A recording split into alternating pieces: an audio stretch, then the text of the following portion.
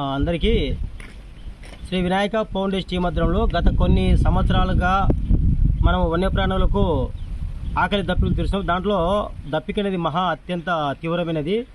ఇప్పుడు మార్చి మొదలైంది, ఎండలు చూస్తే బాగా మడుతున్నాయి, ఎక్కడ నీళ్ళు దొరకడం లేదు.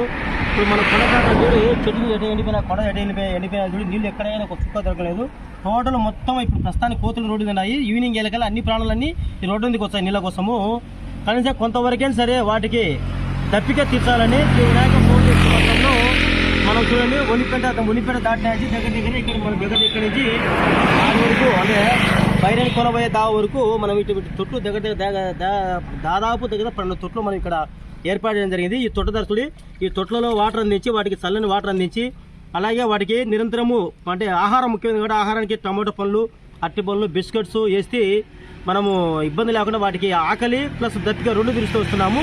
అంటే వారంలో 2 రోజులు శ్రీ వినాయక ఫౌండేషన్ ఇది మనకు ఇక్కడ ఈ ఆటో ద్వారా ఈ వాటర్ తీసుకొచ్చి వాటికి దప్పిక తీర్చడానికి నిరంతరం ప్రయత్నం చేస్తున్నాం. ఎందుకంటే వాటికి నీళ్ళు దొరకక చాలా ఇబ్బంది పడతాయి. కావున వాటికి నిరంతరము గత 5 సంవత్సరాల కార్యక్రమం, ఈ సంవత్సరం ఇప్పుడు 6వ సంవత్సరంగా మనం ఏర్పాటు చేయడం జరిగింది.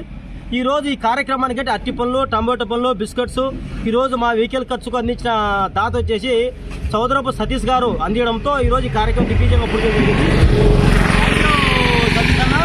నిరంతరము శ్రీ వినాయక ఫౌండేషన్ మీరు సపోర్ట్ చేస్తే కదా ఇటువంటి కార్యక్రమం ఎన్నేసానికి నిరంతరం ప్రయత్నం చేస్తూనే ఉంటాం.